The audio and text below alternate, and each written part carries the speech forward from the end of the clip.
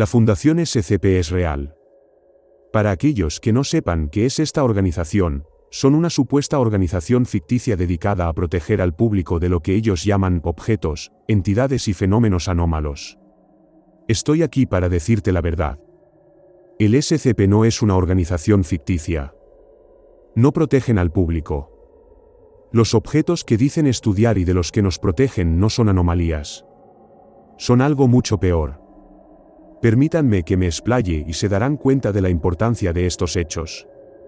Empecé mi carrera trabajando como agente de campo para el Centro de Control de Enfermedades estadounidense, conocido localmente como CDC.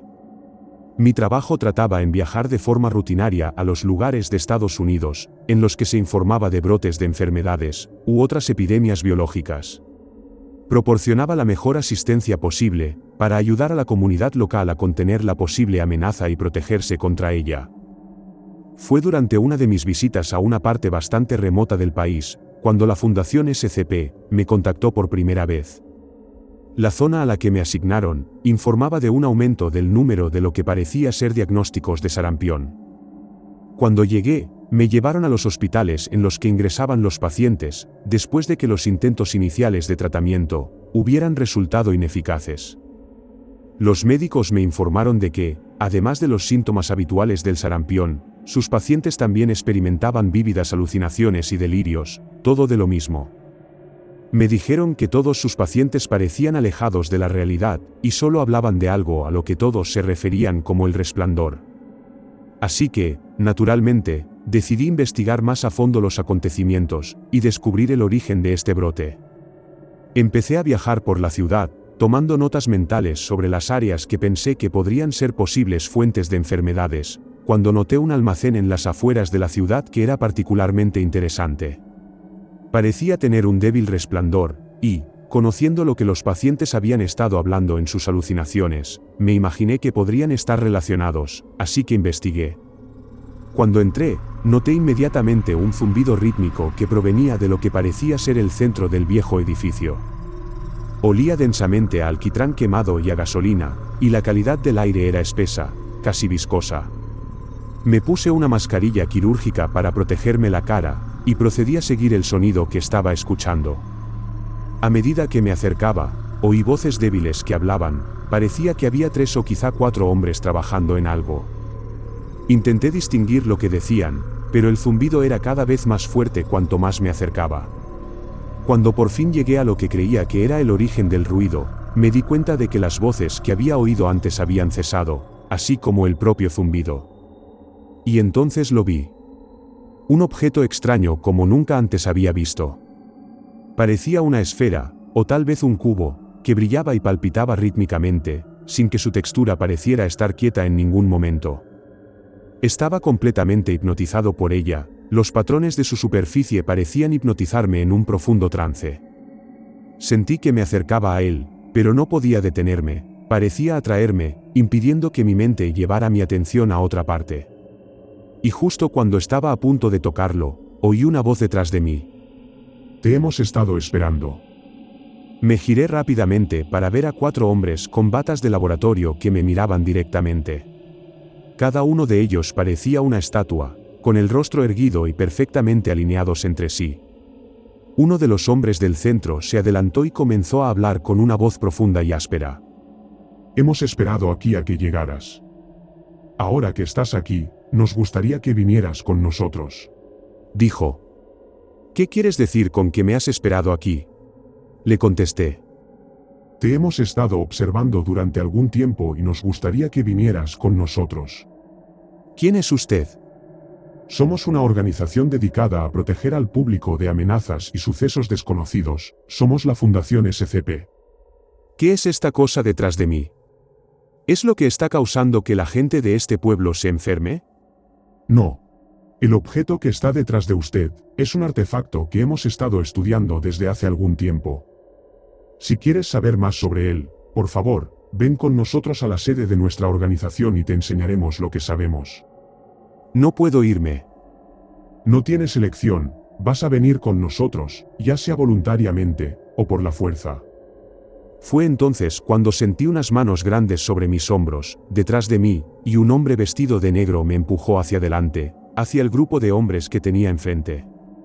Traté de resistirme, empujándolo hacia atrás e intentando correr. Todo lo que recuerdo después de eso fue un sordo golpe en la parte posterior de mi cabeza, y mi conciencia escapando de mí. Cuando me desperté, estaba tumbado sobre una mesa en una habitación blanca. Me latía la cabeza por haberme desmayado antes, y las luces eran tan brillantes que tenía que entrecerrar los ojos para ver algo.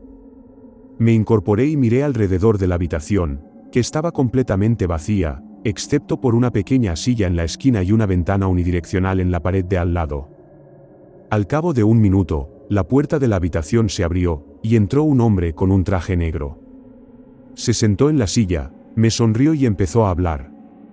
Hola, soy el presidente del SCP, me complace darle la bienvenida a nuestra organización. Dijo el hombre. Hoy no se responderán preguntas, así que déjame terminar de hablar y luego avanzaremos con el proceso de inducción. Hizo una pausa para que yo entendiera lo que estaba pasando. La Fundación SCP tiene el deber de proteger al público de las anomalías que creemos que son peligrosas, si no se controlan.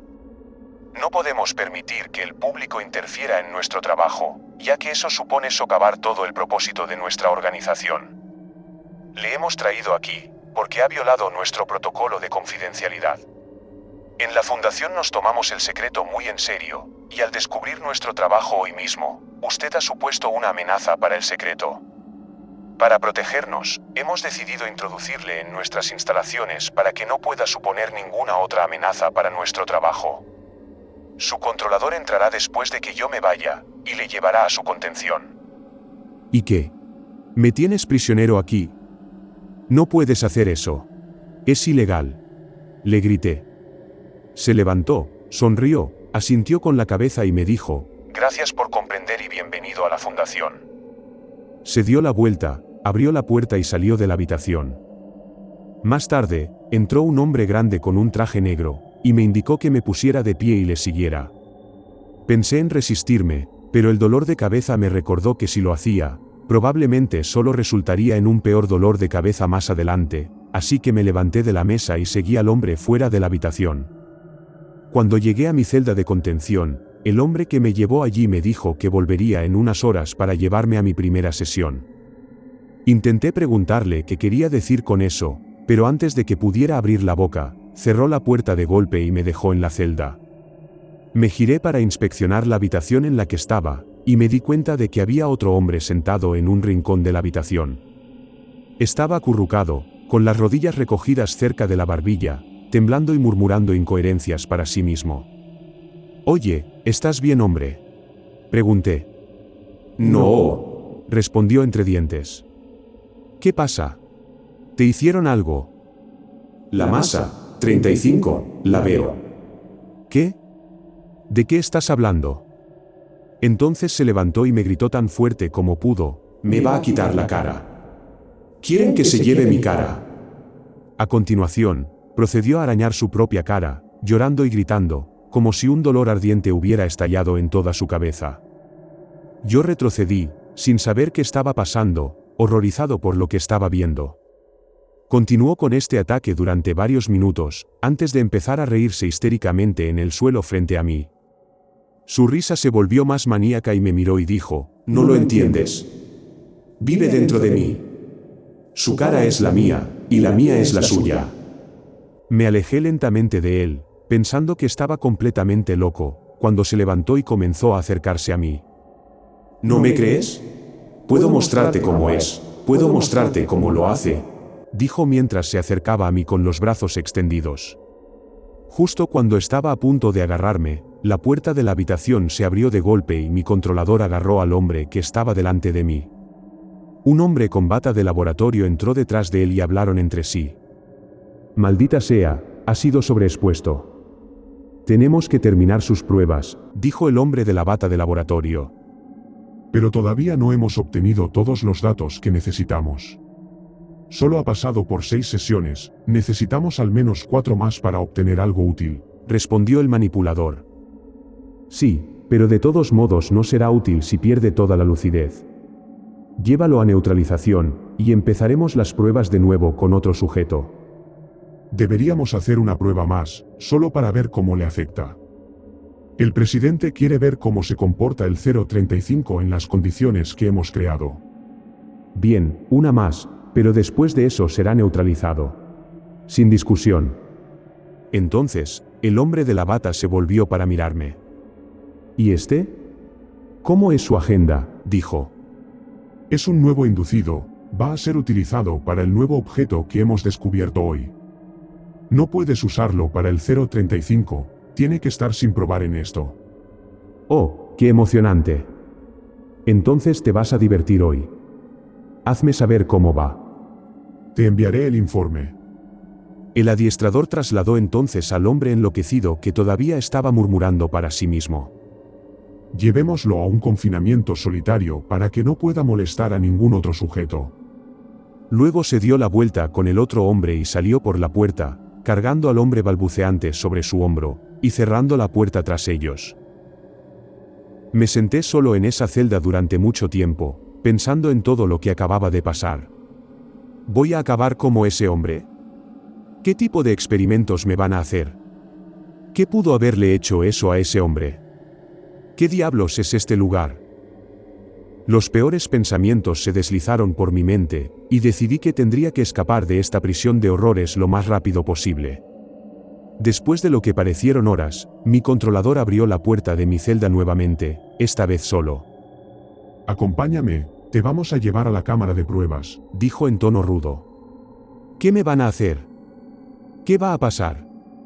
¿Qué le haces a la gente aquí?, le pregunté frenéticamente. No hagas preguntas de las que no quieres la respuesta. Levántate y ven conmigo o te arrastraré hasta allí.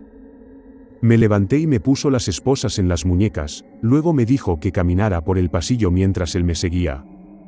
Mientras caminaba, podía oír débiles ruidos procedentes de las celdas cercanas a la mía. Gente llorando, gimiendo, golpeando sus cuerpos contra las puertas y las paredes.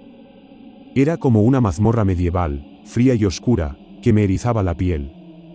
Me aterrorizaba más a cada paso que daba, temiendo el tipo de dolor que me obligarían a soportar, solo para que estos sádicos monstruos pudieran estudiar a sus especímenes. Mi adiestrador me dijo que girara por un pasillo que tenía la etiqueta «Prueba de objetos nuevos», y seguí sus órdenes. Me dijo que me detuviera en la puerta y esperara a que se abriera. Una ranura de la puerta se abrió y un par de ojos me miraron durante un segundo, antes de volver a cerrarse de golpe. La pesada puerta se abrió y me empujaron al interior. La habitación estaba muy oscura, y la única luz era un débil resplandor que provenía de un objeto situado al fondo. La habitación también olía fatal, como una mezcla de alquitrán y gasolina. Mi cuidador se acercó a mí, me quitó las esposas y me dijo: sigue todas las instrucciones que te demos. No te desvíes. Asentí con la cabeza. Bien, estaremos dentro de la cámara de allí, espere a que todos entremos y luego espere instrucciones. Él y los otros hombres de la sala salieron para entrar en una cámara situada en una esquina de la sala que parecía estar cubierta de metales pesados y circuitos eléctricos. El cristal de la cámara estaba respaldado por acero reforzado, y era sin duda a prueba de balas. Cuando la puerta se cerró, oí hablar a una voz por el interfono. Por favor, acérquese lentamente al objeto situado en el fondo de la sala. Miré hacia el objeto que emitía la luz y me pareció que me resultaba familiar.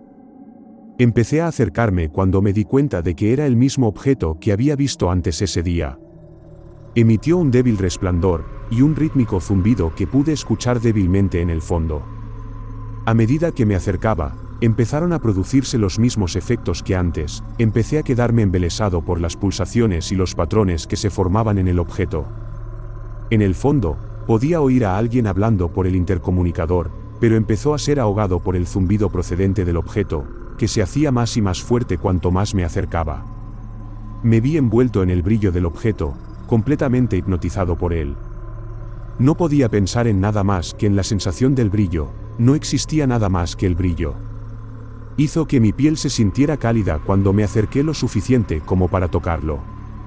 Mientras miraba el objeto, me pareció ver otro mundo en su interior. Pasillos interminables llenos de filas de puertas a ambos lados. Parecía que se extendía eternamente. Detrás de mí, podía oír débilmente voces por el intercomunicador que me gritaban. En algún lugar, se abrió una puerta y pude oír los pasos de mi controlador cada vez más cerca.